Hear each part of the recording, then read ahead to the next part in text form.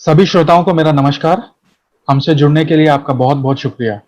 मैं Avinash Singh, RPG life sciences की तरफ से आप सभी का हार्दिक स्वागत करता हूं आज के इस शिक्षा कार्यक्रम में, जिसमें हम बात करेंगे गठिया रोग के आहार और व्यायाम के बारे में। एक बार फिर हमारे निवेदन पर आज के हमारे माननीय वक्ता डॉक्टर बिमलेशधर पांडे हमसे जुड़े हैं और आज वे हमें इन बातों पे अधिक जानकारी देंगे। पांडे सर, आपका बहुत-बहुत स्वागत है। धन्यवाद हमसे जुड़ने के लिए। पांडे सर एक सीनियर कंसल्टेंट है department of rheumatology, Fortis hospital Noida में। सर ने अपना एमबीबीएस, एमडी इंटरनल मेडिसिन और एमआरसीपी किया है और उन्हें तकरीबन 20 साल का अनुभव है रूमेटोलॉजी के क्षेत्र में। सर ने अपना स्पेशलिटी इन क्लिनिकल एग्जामिनेशन भी पूरी की है, वो भी लंदन से। पांडे सर ने हमेशा अपने अनुभव के जरिए अपने मरीजों में जागृति पैदा करने की कोशिश की है और इसी चीज को आगे बढ़ाने के लिए मैं बिना कोई समय गवाए पांडे सर का हार्दिक स्वागत करता हूं और उनसे अनुरोध करता हूं कि ये शिक्षा कार्यक्रम आगे बढ़ाएं। धन्यवाद सर। धन्यवाद अविनाश, आपके ओपनिंग स्टेटमेंट के लिए। मैं कोशिश करूंगा कि इस 1 घंटे के दौरान मैं उन चीज़ों को उजागर करूं जो कि गठिया और गठिया के साथ खाने पीने से जो जुड़ा हमारा सोच है और हमें क्या करना चाहिए ताकि हम इस पूरी धारणा को समझें कि गठिया और खाने पीने का क्या कनेक्शन। मैंने आज व्यायाम को जानबूझ के अलग रखा है क्योंकि जब मैं इसके ऊपर रिसर्च कर रहा था और ये शब्द शब्द आप सबके लिए मैं बताना चाहता हूँ कि जब भी कुछ हम चीज आपके सामने साइंटिफिक प्रस्तुत करते हैं तो उसके पीछे काफी समय जाता है रिसर्च करके सिर्फ सच को सामने लाने में। तो एक सच ये था कि पिछले 1 सप्ताह से मुझे कई घंटों तक उन सारी चीजों को इकट्ठा करने में लगा जो मैं समझता हूँ कि आपके साथ जोड़ा जाए, जिससे आपको पता चले कि साइंस और आर्ट ऑफ लिविंग दोनों को हम कैसे मिक्स एंड मैच कर सकते हैं, यानी हम दोनों का समावेश कैसे करें। आरपीजी लाइफ साइंसेस, अभिलाष और अविनाश को मैं धन्यवाद दूंगा कि उन्होंने इस प्लेटफॉर्म का सही उपयोग किया है। कई दिनों से वो हमारे सारे पेशेंट्स और उनके घर वालों से बात करके इस जानकारी को कि एक जूम प्लेटफॉर्म पे एक लेक्चर होगा उन्होंने सब आपसे शेयर किया है, आपसे बांटा है, तो मैं उनको भी धन्यवाद। मेरा स्लाइड अंग्रेजी में जरूर है लेकिन मैं सिर्फ हिंदी में बोलूंगा। कुछ कुछ शब्द अंग्रेजी के होंगे, इसके लिए आप माफ करेंगे, फिर भी मैं उसको हिंदी में समझाने की कोशिश करूंगा। तो पहला शब्द है, और ये ओपनिंग और लास्ट स्टेटमेंट भी है क्योंकि इसी चीज को मैं लास्ट में यानी सबसे अंत में भी बोलूंगा। केवल बैलेंस्ड डाइट गठिया में उपयोगी। ये एक लाइन है जो कि कुछ समय पहले मैंने अपने मित्र साइंटिस्ट का स्टेटमेंट है जिसको मैंने लिया है। इसमें जापान से आता है, टोक्यो से आता है, टायो मोसिको का। और ये एक ऐसा आर्टिकल है जो कि 2018 में छपा था और ये एक तरह का मिनी रिव्यू है, यानी हजारों पन्नों को पढ़ने के बाद एक छोटा सा आर्टिकल करीब 8-10 पन्ने का था जिसको उन्होंने रिव्यू किया कि सारी जानकारी, पूरी दुनिया की जानकारी, चाहे वो साउथ अमेरिका की जानकारी हो, अमेरिका की हो, यूरोप की हो, एशिया हो, और एशिया में बहुत बड़ा भूभाग है, सब जगह से जानकारी इकट्ठी की और उन्होंने एक शब्द कहा, बैलेंस डाइट ही आपको फायदा दे सकता है गठिया वाकई। हमारे पास पेशेंट जब आते हैं तो वो कई तरह की धारणाओं के साथ आते हैं और मेरी ट्रेनिंग साउथ इंडिया में भी हुई है और मैं उत्तर भारतीय हूँ और उत्तर भारतीय सभ्यता को समझता हूँ। दक्षिण भारतीय सभ्यता को मैं जोड़ने की कोशिश करता हूँ क्योंकि वहां पर भी जब संधिवात के रोग यानी गठिया के रोग आते थे तो उनमें कुछ विशेष प्रकार की चिंताएं थी और उत्तर भारत में विशेष प्रकार की चिंता। जैसे उत्तर भारत के लोग कहते हैं कि चावल खाने से मेरा गठिया बढ़ जाता है और साउथ के लोग अगर चावल ना खाएं तो उनका गठिया बढ़ जाता है। तो ऐसी क्या धारणा है जिसको हम कॉमन बना सके और कहें कि जी कुछ चीजें आपकी सोच है और कुछ चीजें सच्चाई है। एक पहली सच्चाई यह है कि धरती पे ऐसी कोई भोजन नहीं है जिसको हम एंटी इन्फ्लामेटरी कह सके, यानी ऐसी कोई विशेष प्रकार की भोजन नहीं बनाई गई है जिससे गठिया शांत हो जाता है। ऐसा कोई भी भोजन नहीं। इस भोजन के बारे में मैं ऐसा स्टेटमेंट इसलिए कह रहा हूं क्योंकि इंटरनेट, व्हाट्सएप की यूनिवर्सिटी में ये शब्द बार बार आता है, एंटी इन्फ्लामेटरी डाइट, जो कि सही नहीं है। उसको मैं धीरे धीरे उस धारणा को कैसे आपके सामने प्रस्तुत करूंगा। ये है मुख्यतः 4 तरह की गठिया होती है। एक का नाम ऑस्टियोआर्थराइटिस है, दूसरे का नाम रूमेटॉइड आर्थराइटिस है, तीसरे का नाम गाउट है, चौथे का नाम रीढ़ की हड्डी का गठिया एंकाइलोजिंग स्पॉन्डिलाइटिस या स्पॉन्डाइलोआर्थराइटिस।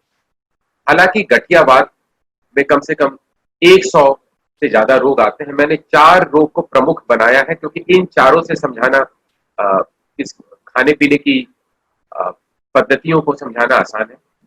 पहले हम चलते हैं ऑस्टियोआर्थराइटिस, जो कि मुख्यतः उम्र के साथ जुड़ा हुआ गठिया है, इसलिए इसमें एज है एक रिस्क फैक्टर का मतलब जिनकी वजह से ये रोग होता है।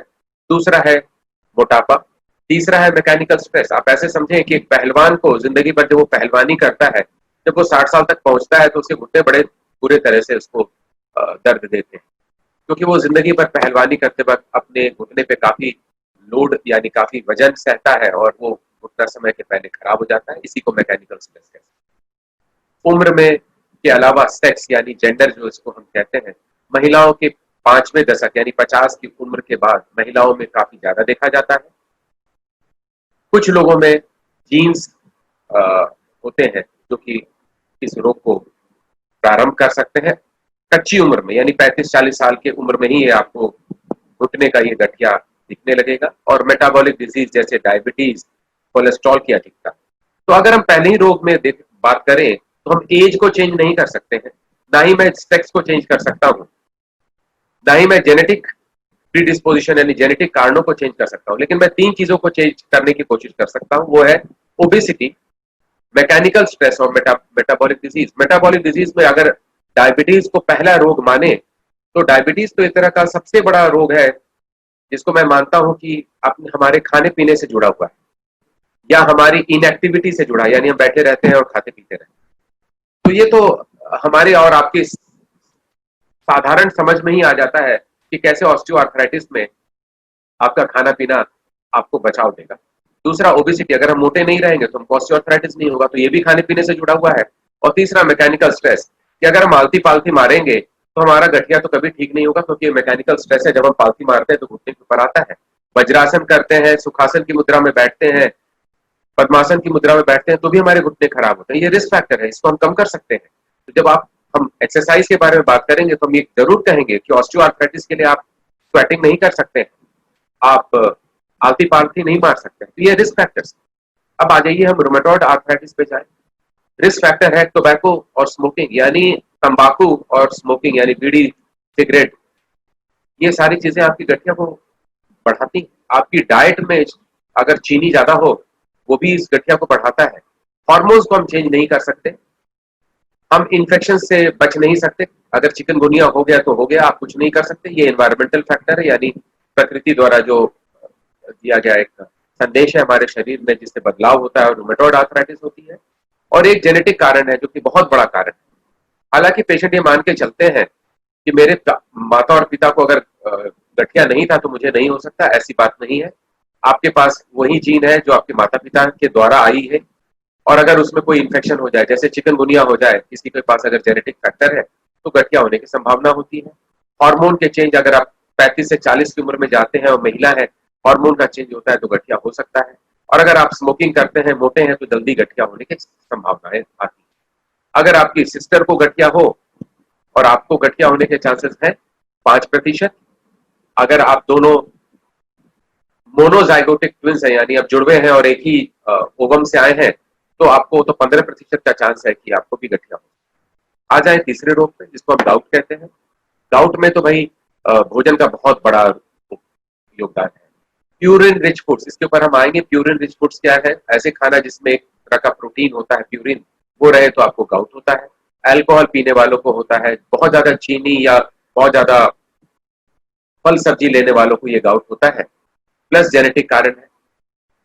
अगर एंकाइलोजिंग स्पॉन्डिलाइटिस पे आ जाए तो मैं आपको ये कह सकता हूं कि इसमें खाने पीने का विशेष रोग नहीं है, लेकिन इसमें भी संभावित साइंस का अगर आज की जानकारी ली जाए तो इसमें भी शायद खाने पीने का बहुत ज्यादा रोल है। जितने भी रोग के बारे में बात करते हैं उसमें एक चीज और भी आपको बताना चाहेंगे, सब के सब रोग के बीच में एक केमिकल आ जाता है।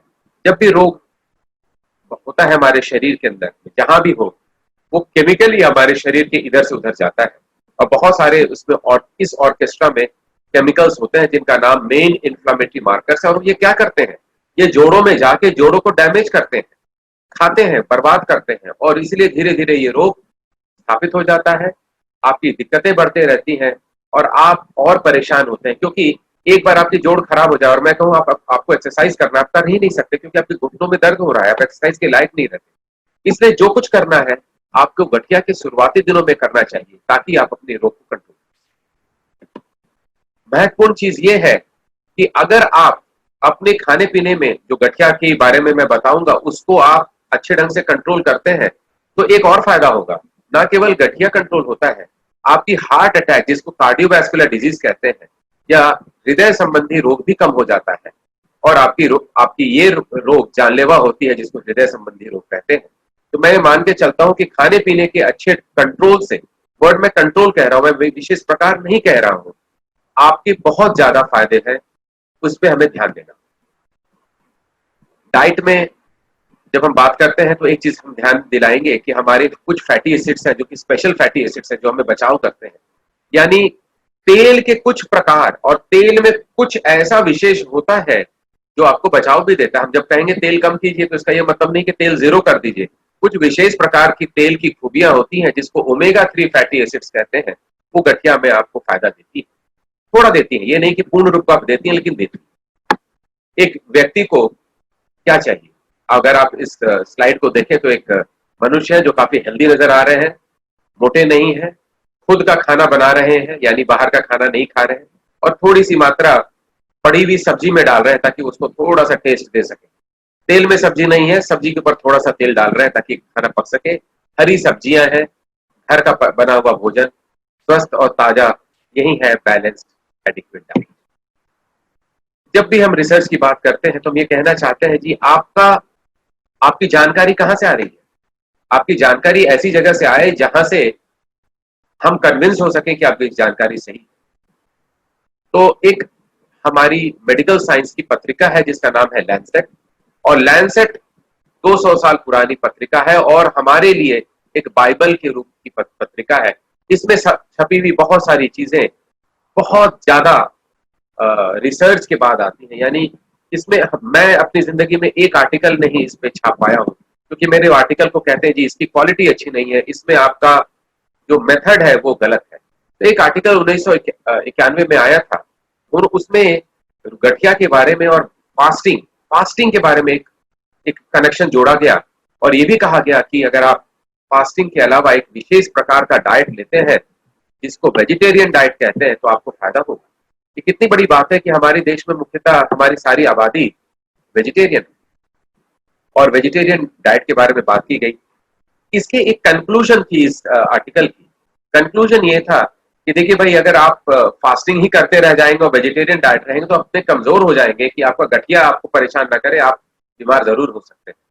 तो मेरा ये जो इस आर्टिकल से संबंध है, ये जो मैं समझता हूँ, उसको मैं गीता के सार से जोड़ देता हूँ। कहता हूँ जी, जब भी खाएं थोड़ा खाएं, ज्यादा ना खाएं। फास्टिंग का एक प्रकार हो गया। बहुत आयत में ना खाएं, थोड़ी थोड़ी भोजन ही करें। और वेजिटेरियन डाइट मैं आपको पूरी श्रेणी में दिखाऊंगा कि वेजिटेरियन डाइट किसी भी तरह से नॉन वेजिटेरियन डाइट से बेहतर है गठिया के कंट्रोल में। और ये था उन्होंने, देखिए इस स्टडी में, इस आर्टिकल में कमी थी। कमी ये थी कि इसमें बहुत ज्यादा पेशेंट नहीं थे। 25 और 26 पेशेंट की आर्टिकल को हम बहुत ज्यादा बड़ा आर्टिकल नहीं मानते हैं। जो चीज समझ में आ रही थी कि जो फास्टिंग करते हैं, ये नहीं कि लगातार फास्टिंग करते हैं, ये थोड़ी थोड़ी देर का फास्टिंग करते हैं, और वो वेजिटेरियन खाना खाते हैं, तो उनका गठिया बेहतर तरीके से कंट्रोल हो जाता है और वो बेहतर जिंदगी जी पाते हैं। लेकिन प्रॉब्लम यह था कि फिर से अगर वो वापस वही खाना खाने लगे जो कि पहले खाते थे, तो जो भी किया गया है वो सब चला जाता है। यानी ये स्थायी नहीं है। इसको अगर करना है तो जिंदगी भर करना है। ये आपके लिए कठिन है, इसलिए करने के पहले आपको दृढ़ निश्चय करना होगा कि हम कम खाएंगे, फास्टिंग वाली स्टेज बीच बीच में लेंगे, और जब भी खाएंगे तो वेजिटेरियन डाइट खाएंगे। कभी कभी नॉनवेज ही अलाउ कर सकते हैं, और बाहर का खाने का तो शायद इसमें संभावना ही नहीं है, और ये प्रैक्टिकल प्रॉब्लम। दूसरा भी आर्टिकल यही है कि वेजिटेरियन डाइट, और ये रूमेटोलॉजी ऑक्सफोर्ड में आई थी, ये भी बहुत अच्छी आर्टिकल है, 2001 की आर्टिकल, 91 की आर्टिकल के बाद 2001 की आर्टिकल, जिसमें ये पता चलता है कि वेजिटेरियन डाइट जिसमें गेहूं की कुछ कमी कर दी, गेहूं ना के मात्रा में हो, ऐसे भोजन करने से न केवल गठिया कंट्रोल होता है, गठिया का मार्कर रूमेटॉइड फैक्टर है, एंटीसीसीपी है, ये भी कम हो जाता है। और ये 1 साल का ट्रायल था, यानी अच्छे खासे समय तक उन्होंने दिया। ये नहीं कि 2-4-10 दिन की ये ट्रायल थी, ये 2 महीने 4 महीने की, 1 साल तक उनको ऑब्जर्व किया। इस स्टडी में भी एक प्रॉब्लम थी, केवल 66 पेशेंट्स थे। तो 66 पेशेंट्स की स्टडी को बहुत तगड़ा स्टडी नहीं मानते, हमें कुछ बड़ा स्टडी चाहिए, उस पर हम आएंगे।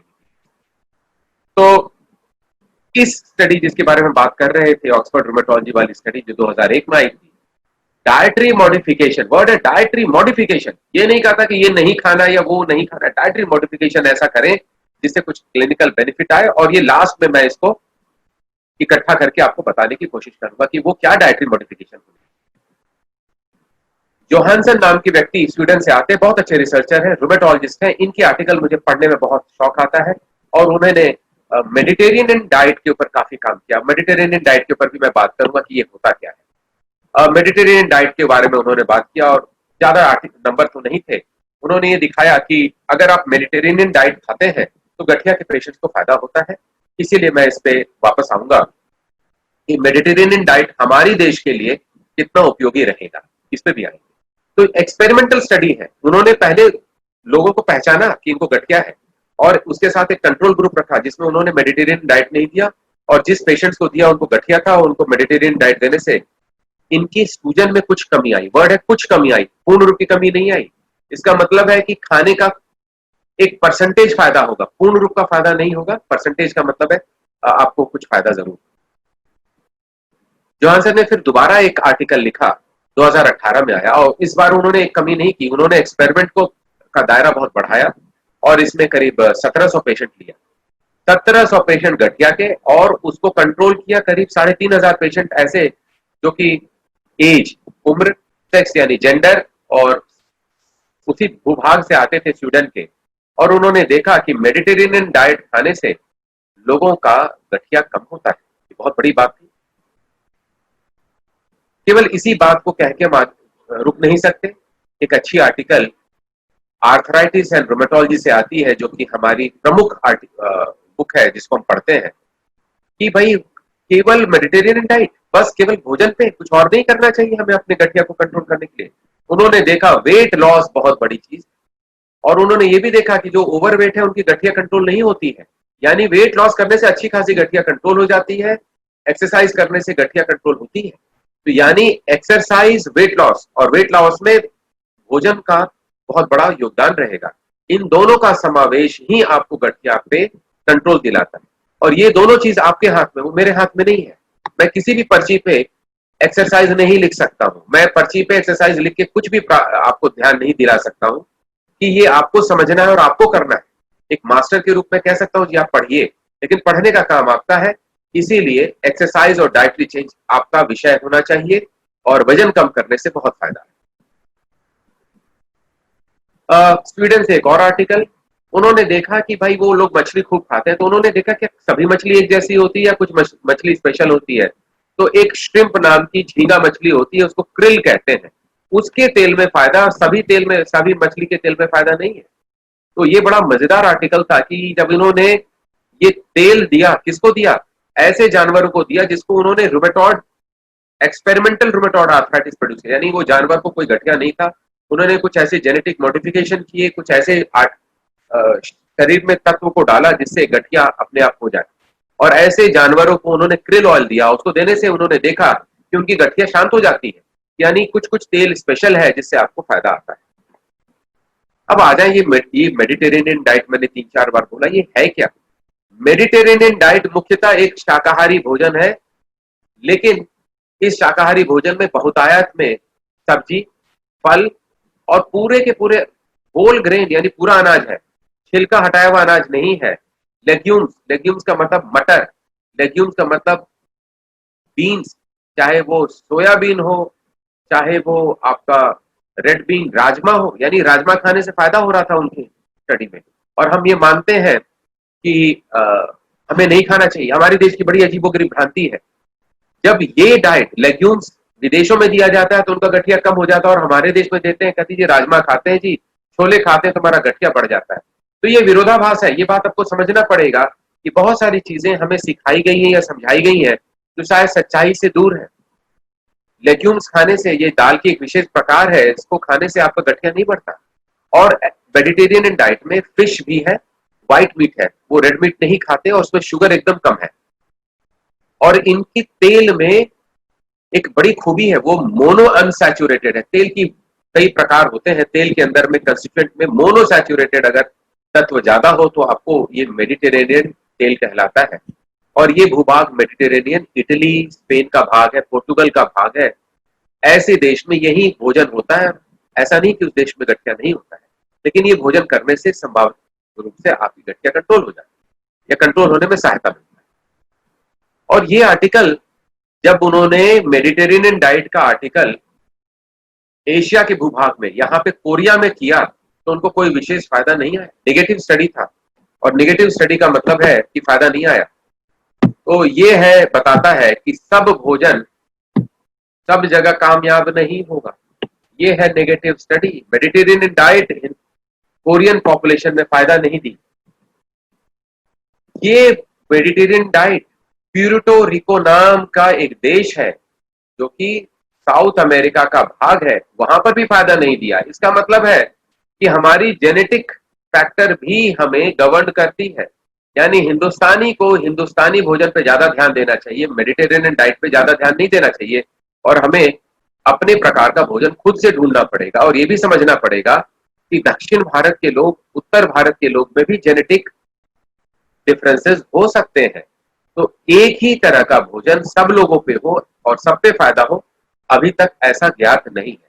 लेकिन जो ज्ञात है, जो सभी भूभाग में, यह है कि वेट घटाने से और एक्सरसाइज करने से, अच्छे खासे प्रोटीन का डाइट लेने से आपको फायदा हो। एक अच्छा आर्टिकल जो 2018 का था, उन्होंने कहा प्रोबायोटिक सप्लीमेंटेशन करने से गठिया भी ठीक होता है और आपका कोलेस्ट्रॉल भी ठीक होता है। ये तो बड़ी अच्छी बात थी। हमारे भोजन में दही की बहुतायत होती है और प्रोबायोटिक इससे अच्छा कभी है ही नहीं। तो मुझे लगता है कि दही ना खाना गलत होगा, क्योंकि आपके पास एक एक्सपेरिमेंटल स्टडी है, ये बताता है कि प्रोबायोटिक जो हमारी नेचुरली दही में बहुतायत है, उसको खाने से आपको फायदा होगा।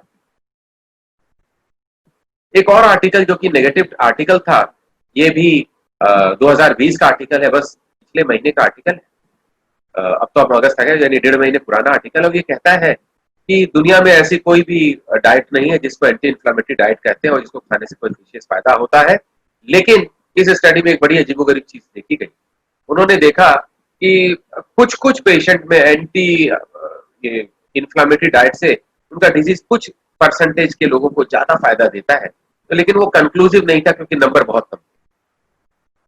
एक और डाइट आया हमारे रूमेटोलॉजी से, आर्थराइटिस के पेशेंट में।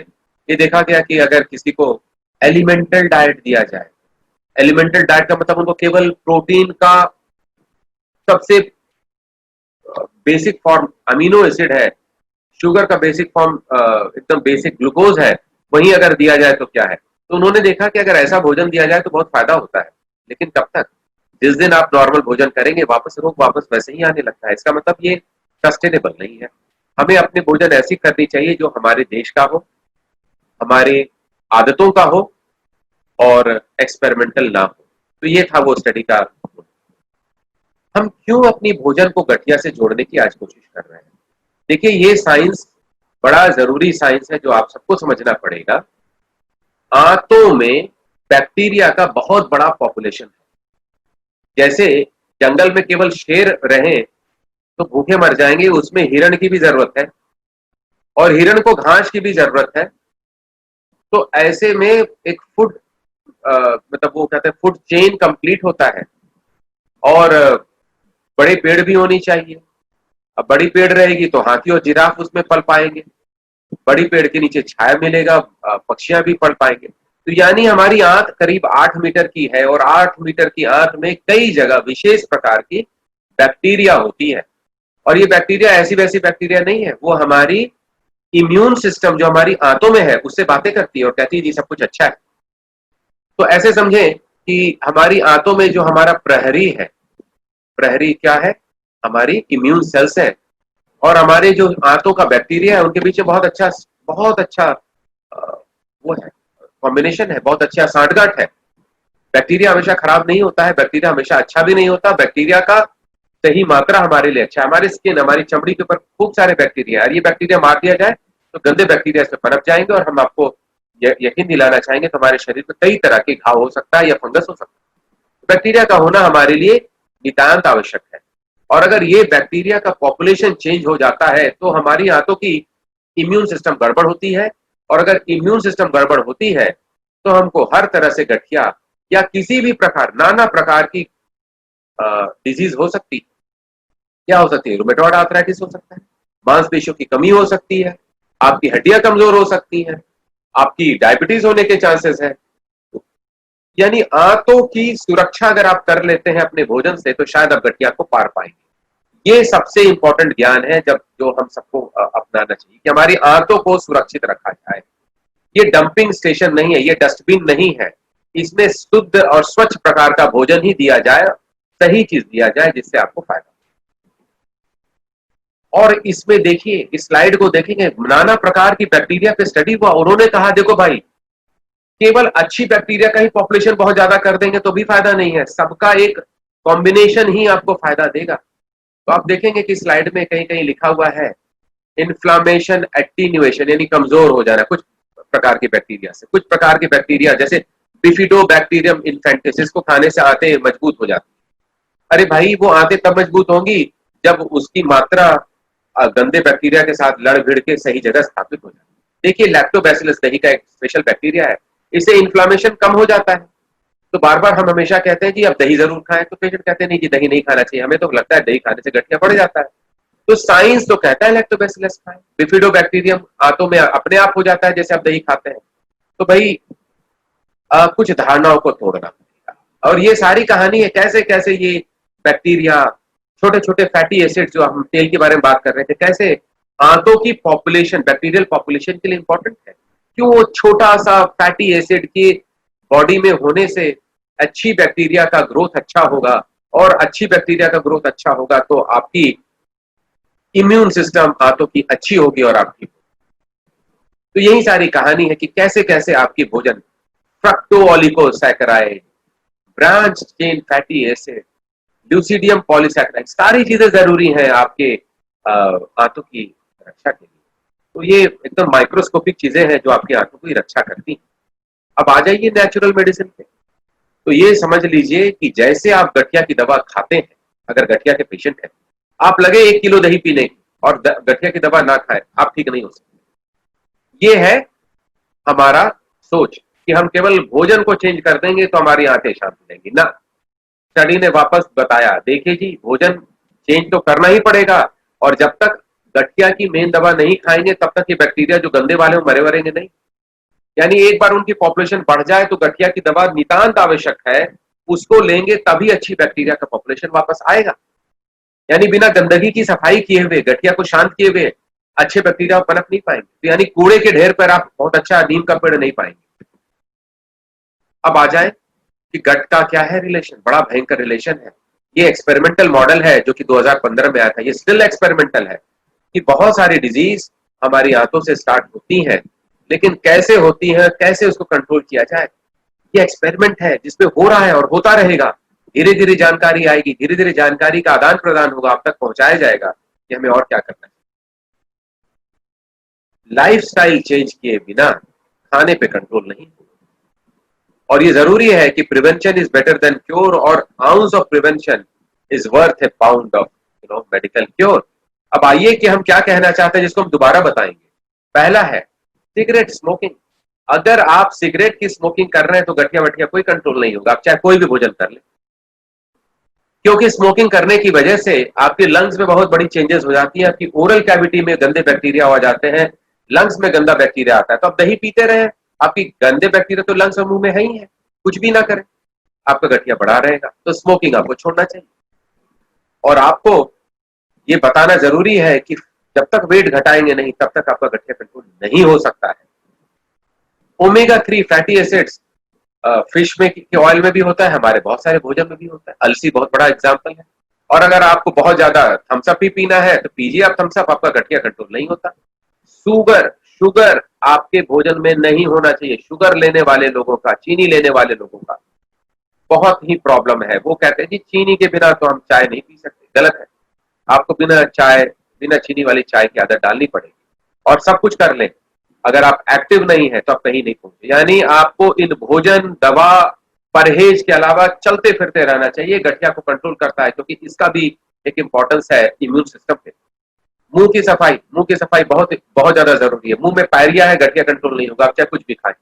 यानी मुंह की सफाई बहुत ज्यादा महत्व रखती है। और बिना लाइफस्टाइल, एक बहुत बड़ा चीज है जो इसके ऊपर मैं आऊंगा, जिसको कहते हैं स्ट्रेस। और मैं कुछ स्लाइड पहले बोल रहा था, ये था वो स्ट्रेस। ये आप देख रहे हैं, ये स्ट्रेस है।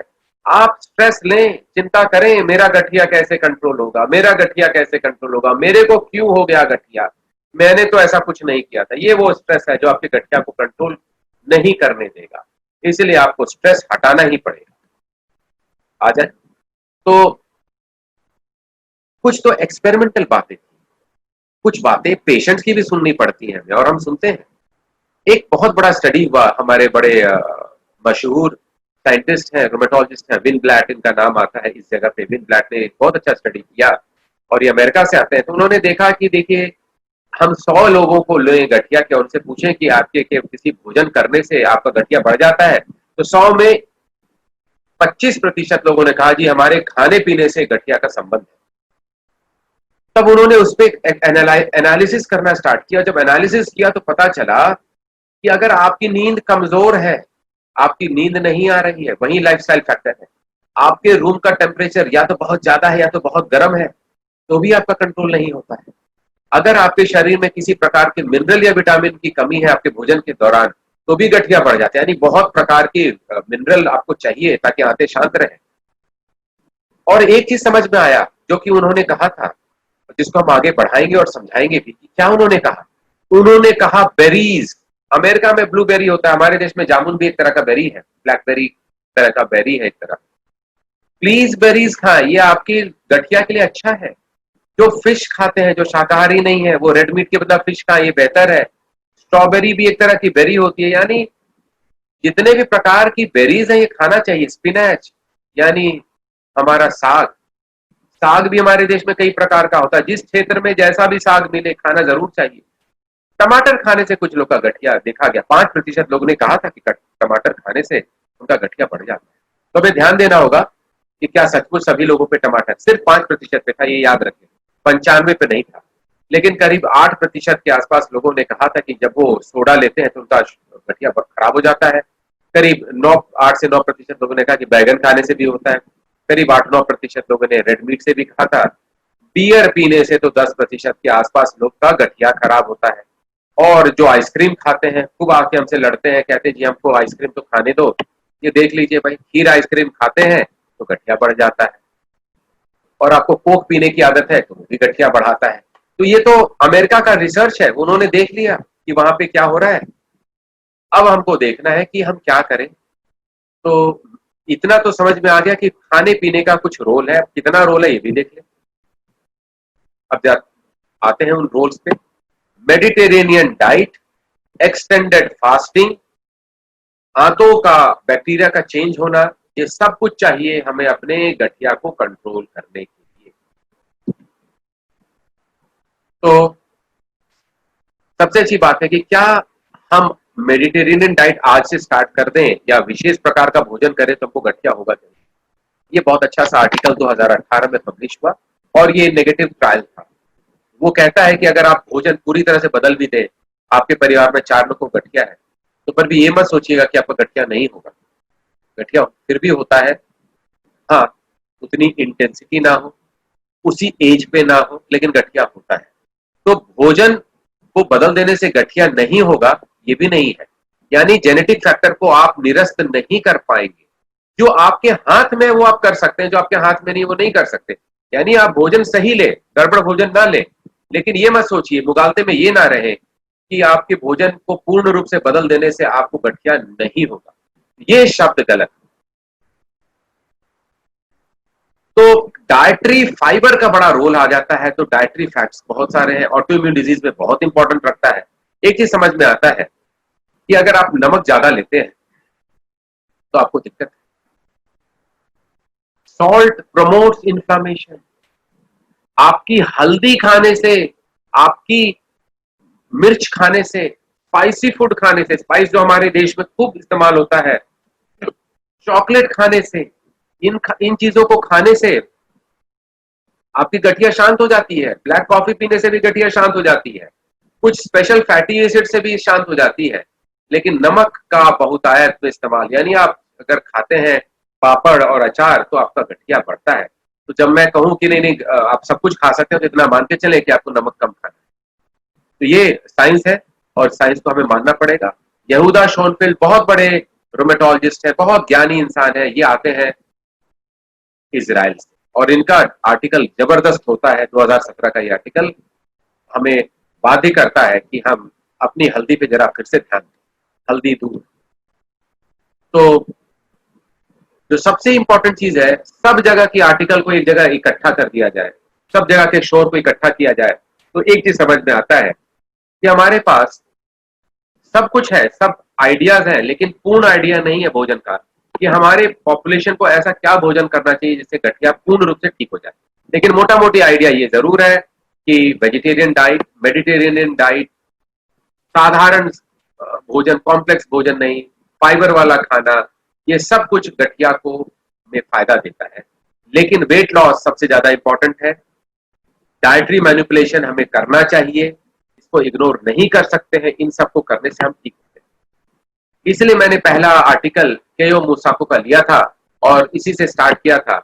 और ये बताया बड़ा इंपॉर्टेंट है। पेशेंट आके कहते हैं कि जब से हम गठिया की दवा ले रहे हैं बड़े मोटे होते जा रहे हैं। क्यों मोटे होते जा रहे हैं? क्योंकि गठिया से आपके शरीर में इतनी गंदी केमिकल बनती है जिससे टीएनएफ कहते हैं, जिससे आपका वजन कम हो जाता है, सूख जाते हैं अंदर से, फैट रह जाता है लेकिन अंदर से सूखे सूखे हो जाते हैं, आपकी प्रोटीन कम हो जाती है, इसलिए आपको इन्फेक्शन होता रहता है। तो रूमेटॉइड के पेशेंट या गठिया के पेशेंट अंदर से बड़े कमजोर होते हैं और इनके अंदर बहुत तरह के मेटाबॉलिक प्रॉब्लम होती है। इनके लिपिड्स यानी शुगर अबनॉर्मल, फैट अबनॉर्मल होता है, शुगर अबनॉर्मल होता है। इसीलिए रूमेटॉइड को कंट्रोल करें और साथ साथ भोजन को सही करें तो हमारे बहुत फायदे होते हैं। जिसको मैंने स्टार्टिंग में भी कहा था, डायबिटीज का चांस कम हो जाता है, ब्लड प्रेशर का चांस कम हो जाता है, हार्ट अटैक का चांसेस कम। कोरिया से स्टडी आया था, नेगेटिव स्टडी था कि अगर वो N3 पॉली अनसैचुरेट पूफा देंगे खूब सारा तो बड़ा फायदा होगा। ये कोई विशेष फायदा नहीं आया। तो अब आ जाते हैं कि हम अपने पेशेंट्स को क्या कहना चाहेंगे जिससे वो अपना गठिया कंट्रोल कर सके। अब आप आ जाए गुड डाइट का मतलब क्या है। गुड डाइट का मतलब रहेगा आपके लिए और हमारे लिए, सभी लोगों को बैलेंस्ड डाइट और नाना प्रकार की चीजें खाएं। बिकॉज भगवान ने या प्रकृति ने बहुत सारी चीजें दी हैं, इसलिए आपको ये नहीं सोचना है कि हम गोभी खाएंगे तो क्या होगा। अरे ठंडक में गोभी खाना चाहिए, ये आपका बैलेंस डाइट होने के लिए इंपॉर्टेंट है। आपके भोजन में पूर्ण रूप से हर तरह की मिनरल्स, एंटीऑक्सीडेंट और विटामिन होना चाहिए।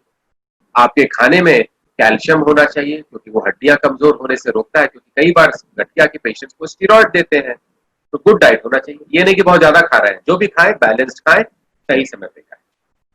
क्या कहता है, क्या मेरी भोजन करने से मेरी गठिया ठीक हो जाती है?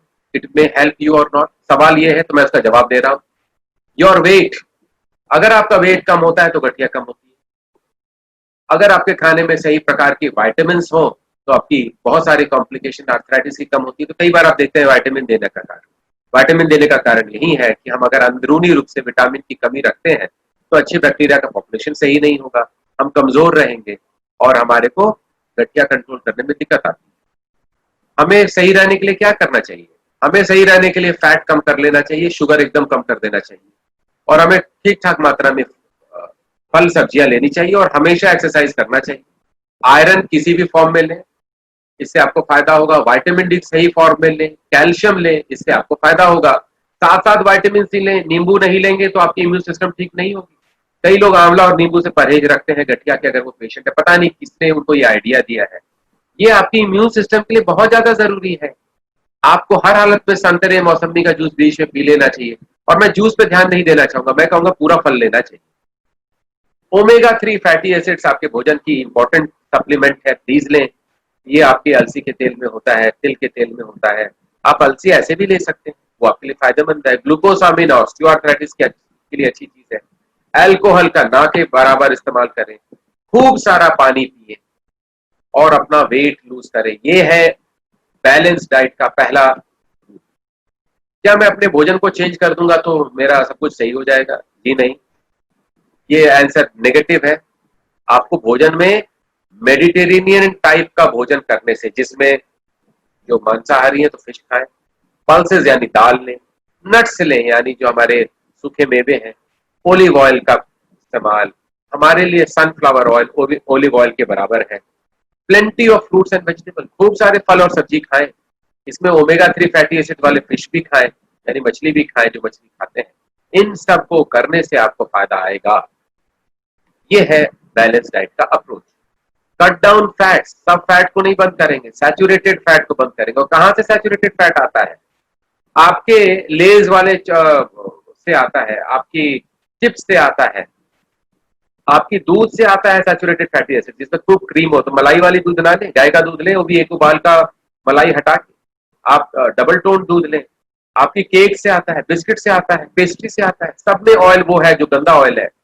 और आप प्लीज ज्यादा घी ना लें, थोड़ा सा मात्रा घी का ले सकते हैं, क्योंकि इससे भी आपका गठिया खराब होगा, क्योंकि ये सैचुरेटेड ऑयल है। और कृपया पाम ऑयल ना लें, पाम ऑयल शरीर के लिए नुकसानदायक है। कोकोनट ऑयल भी ना लें, वो भी नुकसानदायक है गठिया, ये प्रूवन है। आप लें मोनो अनसैचुरेटेड फैटी एसिड, ये न्यूट्रल है, ये ठीक ठाक है आपके लिए। और ये ओलिव ऑयल में है, रेपसीड ऑयल में है। तो ये आपकी जो सरसों की तेल है, इसको ले भाई, ये आपके देश में है, इससे आपको फायदा होने वाला है। कृपया ट्रांस फैट्स ना ले, डालडा जिसे आप लोग कहते थे कतई ना ले। पॉली अनसैचुरेटेड फैट्स में ओमेगा 3 ज्यादा इंपॉर्टेंट है। ये फिश ऑयल में होता है। आपके कुछ ऑयल जैसे सनफ्लावर ऑयल में ओमेगा 3 फैटी एसिड्स है, ये भी थोड़ा बहुत फायदा देता है। आप कोशिश करें कि आप मार्जरीन जो है वो ले सकते हैं, सोया बेस्ड है ये, लो फैट लो, और ऑलिव ऑयल ले सकते हैं। आप अपने भोजन को ग्रिल करें, फ्राई ना करें। जो भी लें आप तेल का, उसकी मात्रा थोड़ी सी रखें। जब भी लें तो पूरा आटा लें, पूरा अनाज लें, रादर देन रिफाइंड आटा या मैदा लें। खूब वेजिटेबल्स यानी सब्जी खाएं, नट्स लें, जितनी भी तरह की सीड्स हैं। अरे भाई, चना भुना हुआ भी एक तरह का सीड है, बहुत अच्छी चीज है, प्लीज खाएं। हमारे देश का बहुत अच्छा प्रोटीनेशियस अनाज है, जिससे वेट नहीं बढ़ता है। मीट को कम से कम लें, ये अच्छी चीज नहीं है आपके लिए। जब भी लें दूध लें डबल टोन का, लो फैट चीज लें, खूब सारा दही खाएं। ये देखिए प्रूवन है, ये आप लोगों के लिए इंपॉर्टेंट है। शुगर को कट डाउन करें, जितना हो सके शुगर को कट डाउन करें। आर्टिफिशियल स्वीटनर्स हर जगह होते हैं, उनको इस्तेमाल कर सकते हैं अगर शुगर लेने की जरूरत पड़े तो। खूब सारा सब्जी फल खाएं, ये आपके लिए बहुत जरूरी है। और इसको खाने से बड़े अच्छे विटामिन, बहुत अच्छा सा मिनरल, बहुत सारा एंटीऑक्सीडेंट्स मिलता है। तो सब्जियों पे जरा ध्यान दें। आलू खा सकते हैं, लेकिन हरी सब्जी जो लाल पीली चटकदार हो, ये आपके लिए जरूरी है। विटामिन में विटामिन डी, भोजन में कैल्शियम और आयरन, विटामिन सी, सेलेनियम बहुत ज्यादा जरूरी है। और कैल्शियम कहाँ से आएगा? कैल्शियम आएगा आपके दूध से। आपके दूध कहीं से भी हो, गाय का दूध हो, चाहे सोया मिल्क हो, चाहे राइस ऑयल हो, और या ओट्स से आए, सब जगह है, बहुत अच्छा है। खूब दही में है, और आपके दूध में है, आपके पनीर में है। तो इनको खाने से आपको फायदा होता है। मैं इसके एक स्लाइड आपको दिखाना चाहूंगा। देखिए कहाँ पे आपके पास कैल्शियम है, ढेर सारा कैल्शियम। अगर आप 200 ml दूध लेते हैं, एक छोटा ग्लास दूध लेते हैं, तो 220 मिलीग्राम आपको कैल्शियम मिलता है। 1000 मिलीग्राम कैल्शियम चाहिए, तो अगर आप 1 लीटर दूध भी लेते हैं तो आपका काम हो जाता है। अगर आप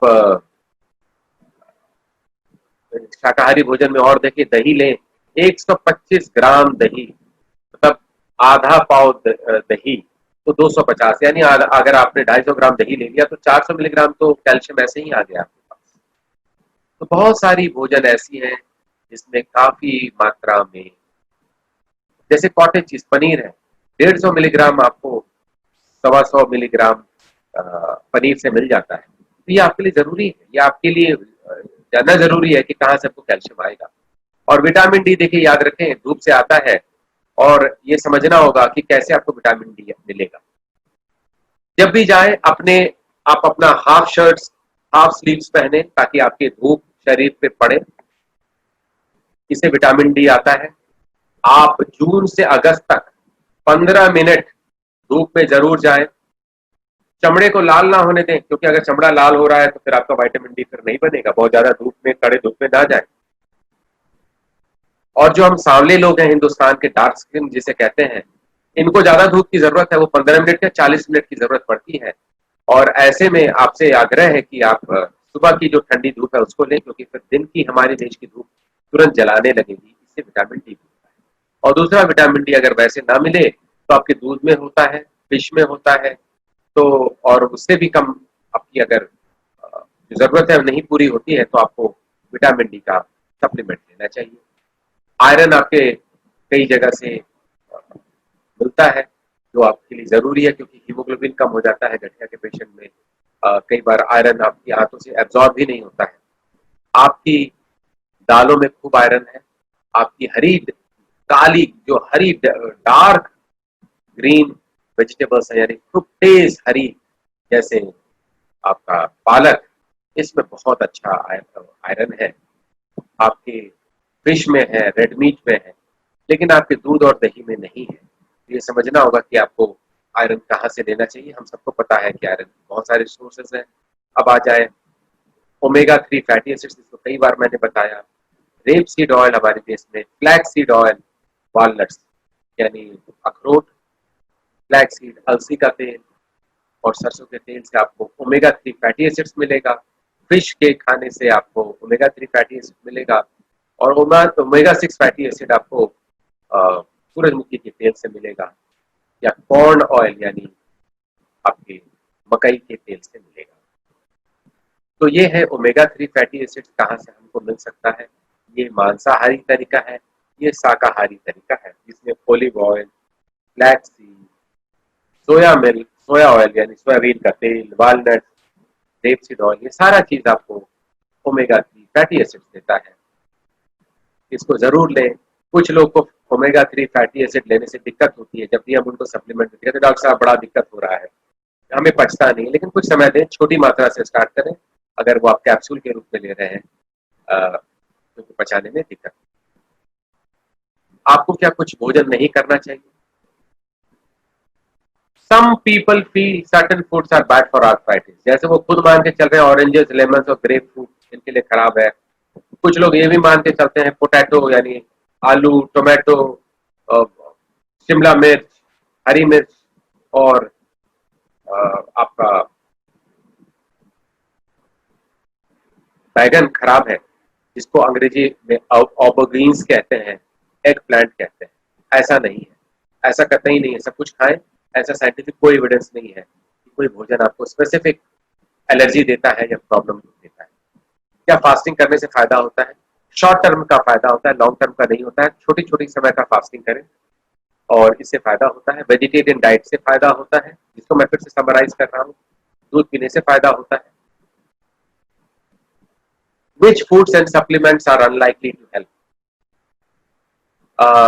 कुछ भोजन से कोई फायदा नहीं होता, जैसे ऑस्टियोआर्थराइटिस के पेशेंट को एमएसएम और सीएमओ लेने से कोई फायदा नहीं होता। कुछ लोग आके हमें बहुत कुछ सुनाते हैं, अरे भाई हम शहद खाते हैं तुम्हारा गठिया ठीक हो जाता, एप्पल सीडर विनेगर लेने से होता है। ऐसा कुछ भी नहीं है, ये साइंटिफिकली प्रूव कर दिया गया। खूब पानी पिए, शराब कम इस्तेमाल करें, वेट का लूज करें। ये अब निश्चित हो गया है कि ऐसे करने से आप ठीक हो जाएंगे। और याद रखें, हमने स्टार्टिंग में कहा था कि आपको कुछ चीजें प्यूरिन रिच है उसको ना लें।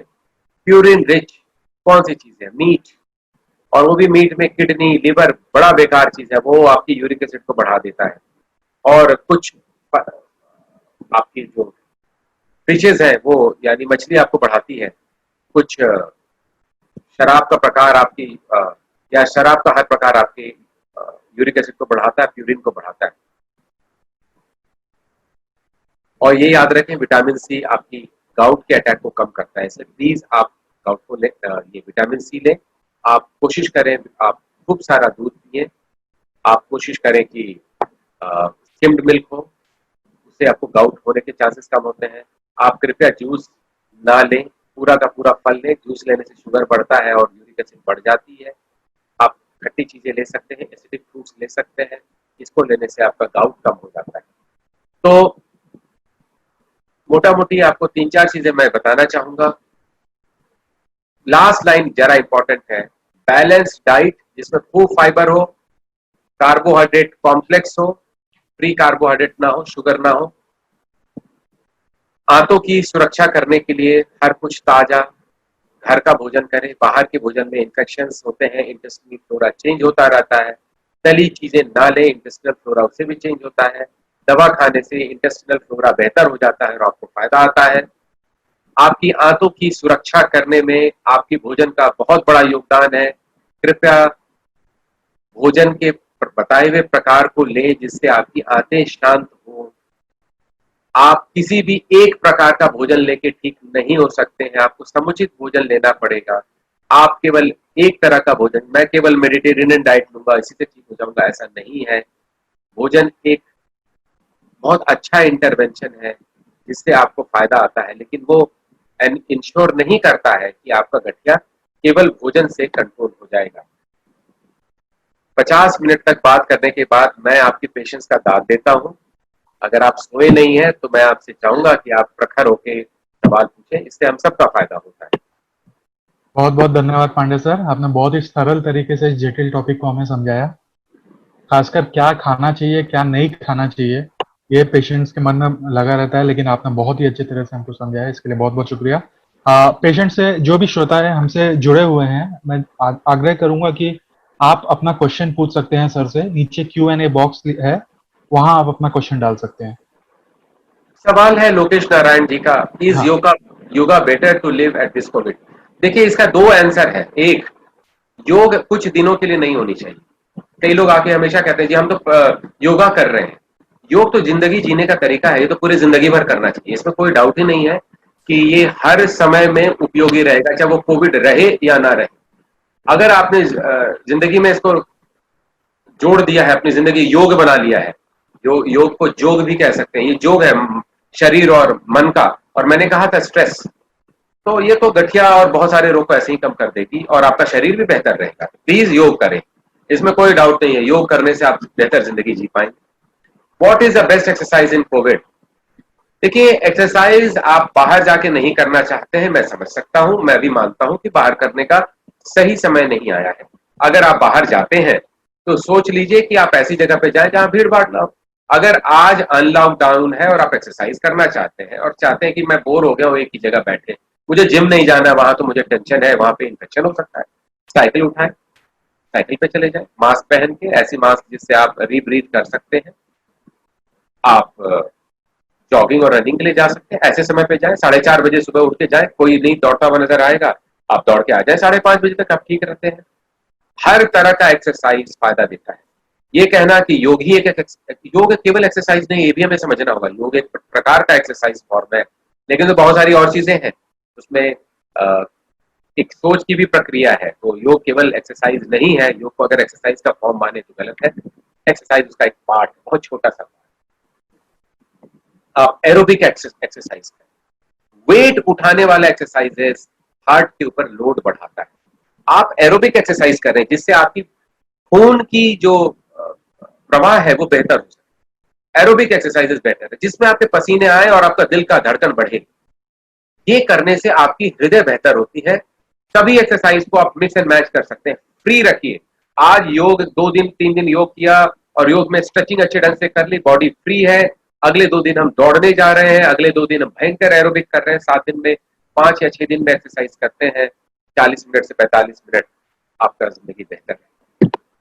विकी का अगला सवाल है, diabetic patient with covid need better blood glucose management, is it that right? Correct.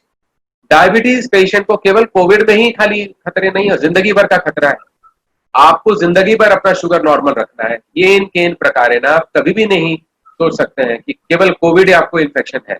आपके पास कोई भी इन्फेक्शन आपके लिए कष्ट का कारण बन सकता है और वो मौत तक पहुंचा सकता है। इसलिए डायबिटिक के पेशेंट्स लाइफस्टाइल मॉडिफिकेशन करें, यानी वेट कंट्रोल करें, शुगर कंट्रोल करें, एक्सरसाइज करें, उनकी जिंदगी बेहतर है। नेहा का एक सवाल आया है,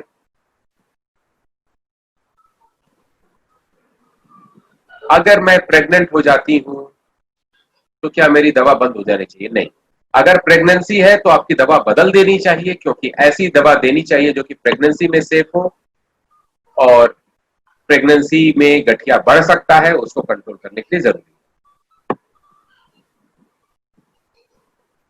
अगर मैं एंकाइलोजिंग स्पॉन्डिलाइटिस की पेशेंट हूं, प्रेग्नेंट हूं, तो क्या करूं? एक्सरसाइज तो जरूर करें। कुछ दवाइयां आपकी चलनी चाहिए प्रेगनेंसी के दौरान, वरना एंकाइलोजिंग स्पॉन्डिलाइटिस गड़बड़ हो सकता है। लोकेश जी का कहना है कि मैं तमिलनाडु से हूं और वो मेरी बात से सहमत रहते हैं। ये बात मैं बताना चाहूंगा, आपको भोजन पूर्ण रूप से बदलने की कोई आवश्यकता नहीं है। अगर आप दक्षिण भारतीय हैं, आपने जिंदगी भर जो भोजन किया है, ये जो आपकी सभ्यता है, उसी के हिसाब से करें, क्योंकि ये एक चीज बड़ा क्लियर है। जब मेडिटेरेनियन डाइट हमने इटली वाली डाइट प्यूर्टो रिको में किया और कोरिया में किया तो फेल कर गया। इसका मतलब है प्रकृति ने हमें अपने जगह के लिए, अपनी क्लाइमेट के लिए, उस समय का पूरा पर्यावरण के हिसाब से आपको भोजन समुचित मात्रा में दिया है। बस यही प्रॉब्लम है, पकोड़े हिंदुस्तान में हर एक क्षेत्र में बनता है, पकोड़ा आपके लिए अच्छा नहीं, क्योंकि वो फ्राइड आइटम है। तेल की मात्रा कम रखें, थोड़ी मात्रा रखें, डाइट नॉर्मल जो आपके घर का है वो लें, वो आपके लिए फायदा है। उत्तराखंड से राजविंदर जी लिखते हैं, घुटने में लगातार सूजन और दर्द रहने का वजह क्या है? बहुत सारे कारण हो सकते हैं। उनमें से एक कारण है उम्र, जिसको ऑस्टियोआर्थराइटिस कहते हैं।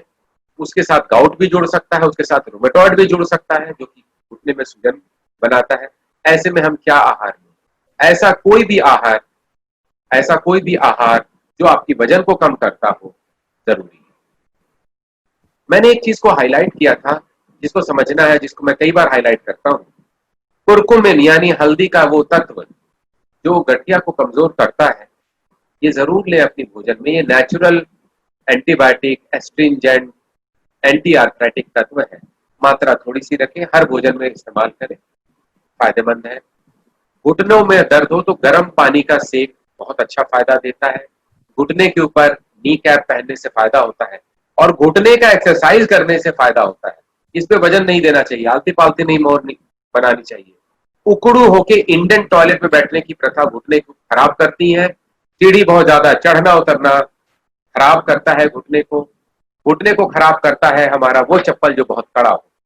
गद्देदार चप्पल आपको फायदा देती है।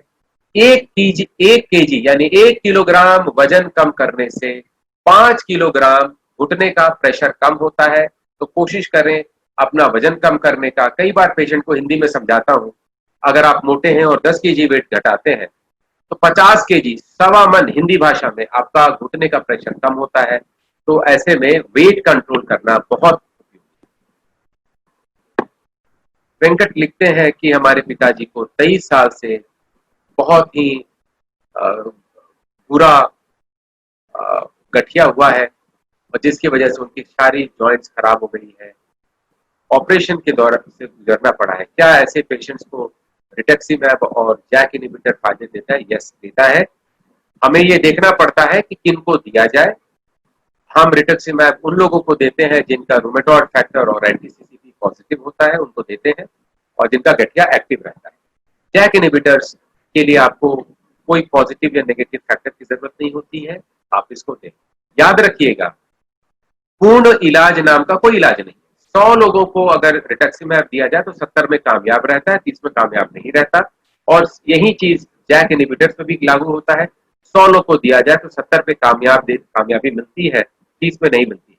तो हम ऐसे भी कह सकते हैं कि अगर आज मैंने जैक इनहिबिटर आपको दे दिया तो 100 में 70% चांसेस है कि आपके पिताजी को बेहतर जिंदगी मिलेगी, 30% चांसेस है कि कोई बेहतर जिंदगी ना मिले। अगर आप 30 में आते हैं तो आप दूसरी दवा का इस्तेमाल करें, जैसे रिटक्सीमैब या टीएनएफ इनहिबिटर। धीरे धीरे करके आपको खुद पता चल जाएगा कि आपको कौन सी दवा फायदा देती है। ये जरूरी नहीं है कि कोई भी डॉक्टर इस पे पहले दिन ही कमेंट कर सके कि कौन सी दवा है जो 70% में है, कौन सी दवा 30% में है एक किसी पेशेंट में।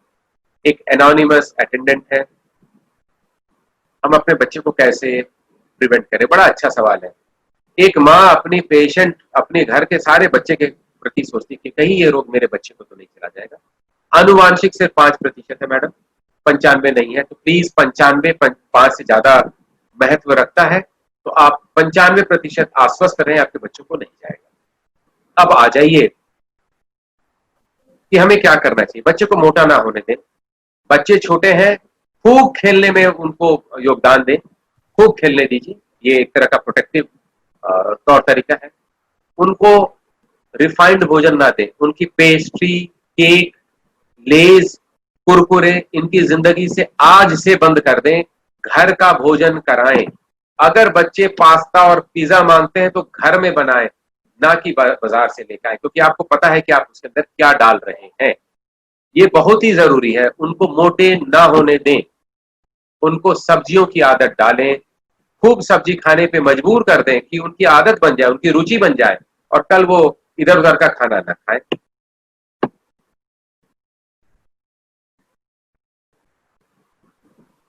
सांस खाते हुए एक पेशेंट का कहना था कि उनकी प्रेगनेंसी में डॉक्टर ने सारी दवा बंद कर दी है। ज्ञान ये कहता है कि सांस बंद करने से कोई फायदा नहीं है, प्रेगनेंसी पे कोई उसका विशेष असर नहीं है। पेशेंट को सांस जरूर खाना चाहिए अगर उनको गठिया है पूरे प्रेगनेंसी के दौरान। What is the real diet in Covid? बहुत अच्छी सा सवाल है। कोविड का रियल डाइट क्या है?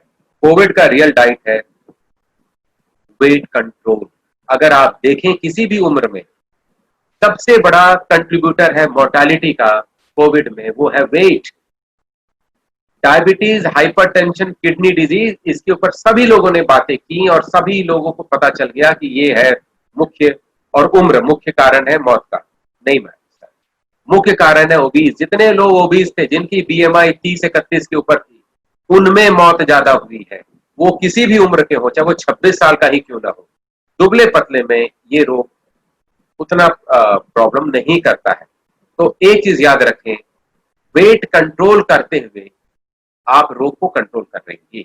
ये है रियल डाइट। और कोविड एक दिन का खेल नहीं है, वो कई साल तक आपके साथ रहेगा।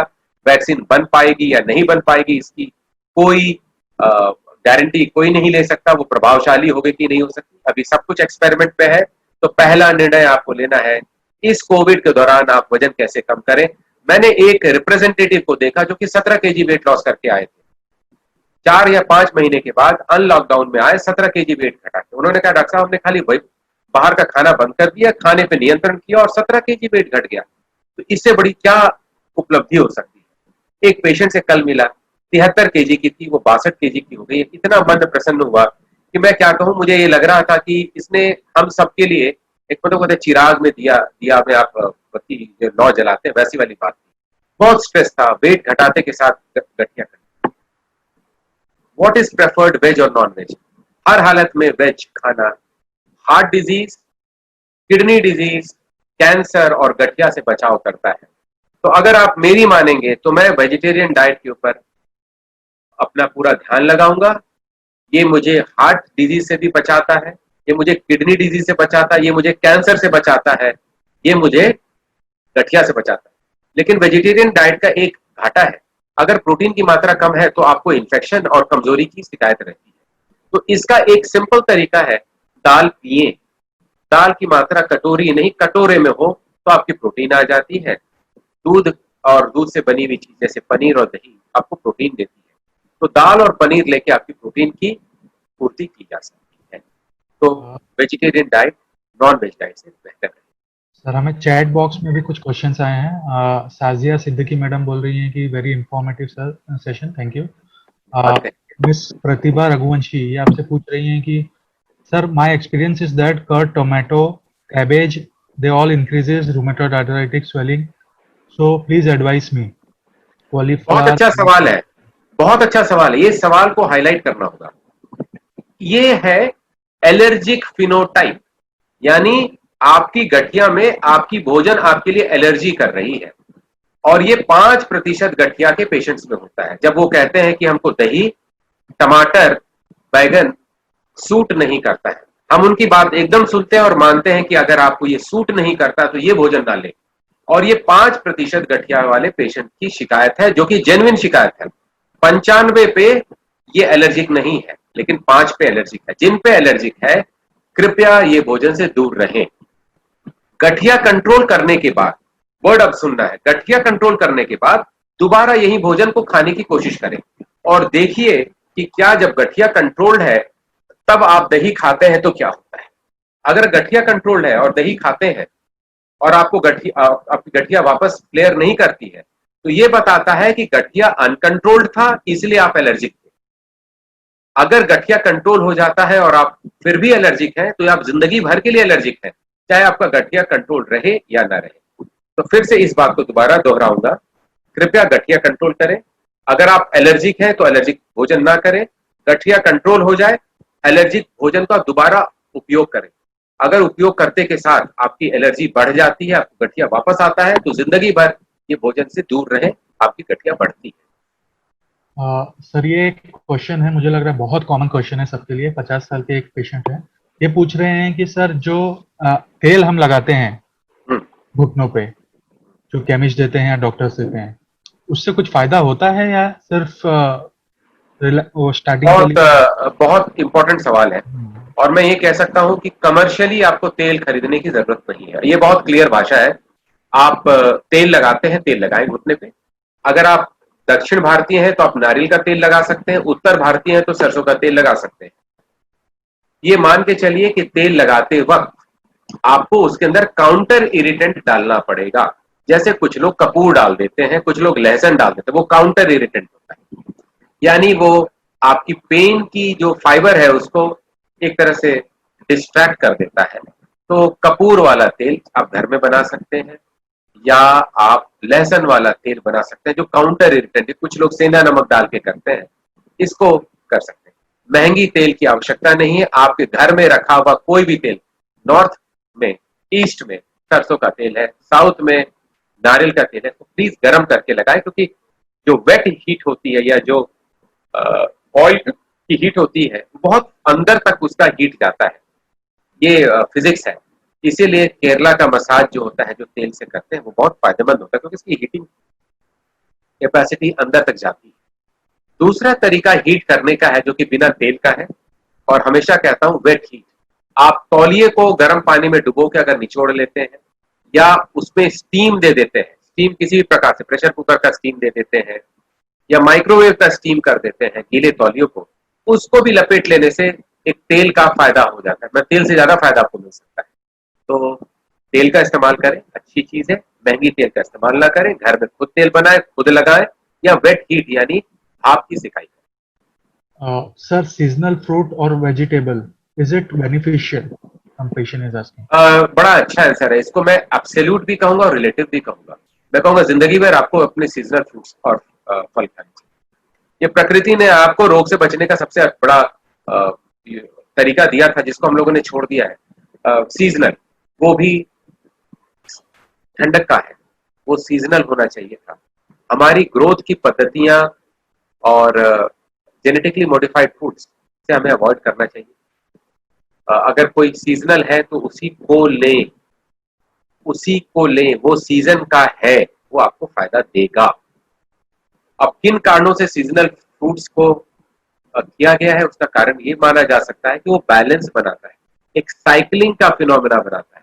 आपने गर्मी के दिन में जामुन खाया, लीची खाई, आम खाया, आपने तरबूज और खरबूज खाया, ये फल है गर्मी के।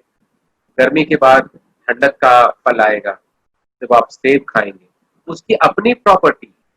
तो मिक्स कर सकते हैं, लेकिन सीजनल होने का फायदा यह कि उसमें न्यूट्रिशनल कैपेसिटी ज्यादा होती है। जो नॉन सीजनल है उसमें उतनी न्यूट्रिशन नहीं होती, क्योंकि वो साइंटिफिक, आप सब कुछ समझ सकते हैं कि जो पोषक तत्व है, जो साइंस है एक पौधे का, आप उसको बहुत ज्यादा रेगुलेट करेंगे तो वो शायद उतना फायदेमंद ना रहे। मिस वसुधा अग्रवाल ये पूछ रही हैं कि how to prevent from the side effects of medicine. शायद ये रूमेटॉइड आर्थराइटिस की मेडिसिन। रूमेटॉइड आर्थराइटिस के पेशेंट है। साइड इफेक्ट और इफेक्ट्स एक ही सिक्के का दो पहलू है। प्रभावशाली दवाइयां अपनी साइड इफेक्ट्स के साथ ही आती हैं। अगर मैं कहूं कि मैं मर्सिडीज कार खरीद रहा हूं तो उसका एक साइड इफेक्ट है, बहुत कीमती है, तो वो अपनी एक कीमत के साथ आता है। तो दवाइयां अगर साइड इफेक्ट प्रोड्यूस करती हैं तो उसका एक ही तरीका है, एक, ज्ञात करें कि क्या साइड इफेक्ट हो रहा है। वो ब्लड टेस्ट से पता चल सकता है, और वो पता चल सकता है आपकी अ, आपके द्वारा दिया गया जो इंटरव्यू, हम आप जब भी पेशेंट और डॉक्टर मिलते पूछते हैं आप कैसे हैं। जब आप कहते हैं कि फलाना दवा खाने से मेरे को सर दर्द होता है, तो इसका मतलब वो आपको फायदा नहीं दे रही, आपको नुकसान दे रही है। लेकिन आप कहते हैं कि जी कभी कभी सर दर्द होता है, तो हम कहते हैं जी ये साइड इफेक्ट है, कभी कभी है, तो मैं हर दिन वाला नहीं है और बहुत ज्यादा परेशान नहीं करता है, तो हम इसको एक्सेप्ट कर लें। तो अब ये देखना है कि साइड इफेक्ट किस प्रकार का साइड इफेक्ट है, क्या डेप्थ है। तो अगर वो बहुत खतरनाक साइड इफेक्ट है तो जिंदगी में वो दवा नहीं चलती है। हल्की फुल्की टॉलरेटेबल साइड इफेक्ट है, जैसे मीथोट्रेक्सेट खाने वाले पेशेंट हमेशा के कहते हैं कि जिस दिन मीथोट्रेक्सेट खाते हैं उस दिन तो मेरी हालत खराब होती है, बड़े कमजोर फील करते हैं, एकदम लगता है लेट जाए। अब ये भी समझना है कि नई प्रकार की नई दवाइयां आ रही हैं जिनमें साइड इफेक्ट कम है, और वो दवाइयां हमारी जिंदगी में इस गठिया के कंट्रोल को और बेहतर भी करेगी और साइड इफेक्ट भी कम करेगी। तो वो धीरे धीरे पाइपलाइन में डेवलप होते होते आप सबके समक्ष आने वाली है। कुछ समय इंतजार करें, उनको हम टारगेटेड मॉलिक्यूल कह रहे हैं, वो आ जाएगी, तो बहुत सारे साइड इफेक्ट्स को हम और बेहतर कंट्रोल कर सकते हैं। फिर से समझाऊंगा, हमारे पास सिर्फ 4 5 6 या 7 दवाइयां थी, हमको उन्हीं से खेलना पड़ रहा था, उन्हीं के बीच में जीना पड़ रहा था, उन्हीं के इफेक्ट और साइड इफेक्ट्स के साथ रहना पड़ रहा था। लेकिन अब कुछ नई प्रकार की दवाइयां भी आने वाली हैं, वो भी गोलियां हैं जिनको खाने से आपके साइड इफेक्ट्स कम हो जाते हैं और रोग का कंट्रोल अच्छा हो जाता है। जब वो हिंदुस्तान में हिंदुस्तानी रुपए में उपलब्ध हो जाएगी और आम आदमी के पास पहुंचने लगेगी, तब आपकी ये शिकायत भी कम हो जाएगी। तो समय और सब्र रखना पड़ेगा। मैं अंदर से मुस्कुरा रहा हूँ। वसुधा जी, आपके लिए भी कुछ स्पेशल दवा होगी जो हम कभी ना कभी आपको जरूर देंगे। खाली कीमतें महंगी हैं आज की तारीख में, जब वो कम कम हो जाएंगी तो हम सब आपके सामने उन दवाओं का ही की चर्चा करेंगे और उसी दवा को लिखेंगे जिसके कम साइड इफेक्ट। आज की तारीख में बस कुछ समय का इंतजार करें, बहुत सारी दवाइयां हैं, ओरल दवाइयां हैं जिनमें बहुत कम साइड इफेक्ट है, उसका इस्तेमाल हम कर सकते हैं। Sir, one last question, what is Mediterranean diet, कोई पूछ रहा है। और मेडिटेरेनियन डाइट ऐसी डाइट है जिसमें बहुत तरह की सब्जियां और फल हैं, जो इटली की सब्जी और इटली के फल हैं खूब सारे, और उसके साथ वो इस्तेमाल करते हैं ओलिव का तेल, वो इस्तेमाल करते हैं wheat, whole wheat, whole grain, पूरा ओट्स, पूरा मक्का, उसको खाली उसके छिलके के साथ, होल ग्रेन उसको कहते हैं, वो पूरा इस्तेमाल करते हैं छिलके के साथ। अनाज, फल, सब्जियां, सब कुछ छिलके के साथ, होल, यानी उनकी खीरे छीले नहीं जाते, वो पूरा धो के अपना छिलके समेत खाते हैं। फ्रूट्स छिलके के साथ, नट्स छिलके के साथ, खाली जो कड़े नट्स है उसको छोड़ दें। अगर आप सूरजमुखी का बीज लें तो उसके छिलके के साथ वो खाते हैं, वो है उनका होल ग्रेन। वो होल ग्रेन होता है जिसमें थोड़ी सी फिश की मात्रा है, थोड़ी बहुत अंडे की मात्रा है, एग वाइट होती है, थोड़ी बहुत व्हाइट मीट होती है, थोड़ी बहुत, और थोड़ा सा वो रेड वाइन लेते हैं कभी कभी, ओलिव ऑयल का इस्तेमाल करते हैं जो उनके देश में होता है। ये है मेडिटेरेनियन डाइट। सलाद, खूब सारा सलाद खाते हैं, और खूब सारी दूध या दूध से बनी हुई चीज लेते हैं, जैसे ताजी पनीर खूब खाते हैं, कुछ चीज होती है फेटा चीज खूब खाते हैं, सलाद, तरह तरह की सब्जियां ले लेते हैं, काट देते हैं उनको, उसमें थोड़ी सी तेल डाल देते हैं, थोड़ी सी सलाद डाल देते हैं, सलाद का ऑयल डाल देते हैं, उसको वो खा लेते हैं। ये इनकी बेसिक भोजन है। बहुत अच्छा दूध का इस्तेमाल करते हैं, दही का इस्तेमाल करते हैं, चीज का इस्तेमाल करते हैं, नेचुरल वहां पे उपलब्ध चीजों का इस्तेमाल करते हैं, बहुत और बहुत किसी भी चीज को बहुत ज्यादा पकाते नहीं है, हल्का सा पकाते हैं, ग्रिल्ड करते हैं, ताकि उसकी न्यूट्रिशन खराब ना हो। तो ये है मेडिटेरेनियन। बहुत बहुत शुक्रिया पांडे सर क्वेश्चंस लेने के लिए। अंत में आपका कोई संदेश जो आप देना चाहेंगे पेशेंट्स के लिए। मैं यही कहना चाहूंगा, हमें फैंसी भोजन से दूर रहना है, क्योंकि कई लोग ऐसा ना समझें कि हमें ओलिव ऑयल अब खरीदना है, 600 रुपए लीटर आती है। हमारे देश का तेल हमारे लिए उपयोगी है, हमने पहले भी बता दिया, रेपसीड ऑयल यानी सूरजमुखी का तेल, आपके कॉर्न ऑयल, ये सारी चीजें आपके देश में है, ये इसी तेल को इस्तेमाल करें, तेल की मात्रा कम रखें। कोशिश करें फ्राइड खाना ना खाएं, वजन घटाएं, एक्सरसाइज करें और देश में उपलब्ध सारी सब्जियां, फल जो मौसम का है आपके लिए बेहतरीन है, सब खाएं। अगर आपको किसी प्रकार की किसी भोजन से एलर्जी है तो वो आपके लिए लागू होती है, सब पे लागू नहीं होती है। तो संदेश क्लियर दीजिए कि हमको भाई फलाने चीज से प्रॉब्लम है, आपके शायद लिए वो प्रॉब्लम ना हो, आपको खा सकते हैं, ये हमारा संदेश रहेगा। बाध्य ना करें कि ये प्रकार का भोजन बेहतर है और वो भोजन बेकार है। आप हर तरह का राजमा, छोले सब खा सकते हैं। साउथ इंडिया वाले साउथ इंडियन भोजन करें और वेट घटा के रखें, नॉर्थ इंडियन लोग नॉर्थ इंडियन भोजन करें, कम तली हुई चीज लें और वेट घटा के रखें, एक्सरसाइज करें। ये हम सबको और दूध का सेवन जरूर करें, दूध, दही, हल्दी का सेवन करें, स्पाइसेस का सेवन करें, सब गठिया को कंट्रोल करने में फायदा देती है। और फास्टिंग बीच में जरूर करें, फास्टिंग करने से आपकी गठिया कंट्रोल होती है। आपका फिर से धन्यवाद पांडे सर, बहुत बहुत शुक्रिया कि आपने अपना समय और अनुभव हमको बांटा, और हम आशा करते हैं कि आपसे फिर हम मिलेंगे और किसी नए विषय पर फिर से चर्चा करेंगे। सभी हमारा एक श्रोताओं, विषय था एक्सरसाइज जो हमने छोड़ दिया है, हाँ हम उसको फ्यूचर में लेंगे क्योंकि ये बहुत बड़ा सब्जेक्ट था, इसको मैं 1 घंटे के अंदर कंप्लीट नहीं कर सकता था 2 भाग में। तो ठीक है, इसीलिए मैं आप सब लोगों से कहूंगा कि एक बार हम फिर मिलेंगे केवल एक्सरसाइज के लिए, जिसमें वीडियोस बहुत सारे होने हैं और उन वीडियो के बनाने के बाद ही हम अपने दर्शक या अपने पेशेंट के साथ बहुत आगे अच्छा बढ़ेंगे। लगा सर, हम मिलेंगे फिर से। सभी श्रोताओं को भी मेरा धन्यवाद हमसे जुड़ने के लिए। हम आपसे इस वीडियो की लिंक बांटने की कोशिश करेंगे, एक बार सर हमें परमिशन दे दें, उसके बाद हम आपको हमारी इस तरफ से वीडियो का लिंक। हमारी तरफ से परमिशन है अविनाश, प्लीज आगे बढ़े, उनको लिंक दें ताकि उनको फायदा हो। Thank you everyone. आपसे फिर मिलेंगे, तब तक के लिए आरपीजी लाइफ साइंसेज की तरफ से आप सभी का धन्यवाद। अपना ध्यान रखें। Thank you. Bye. Thank you to all, thank you RP ji. Thank you sir.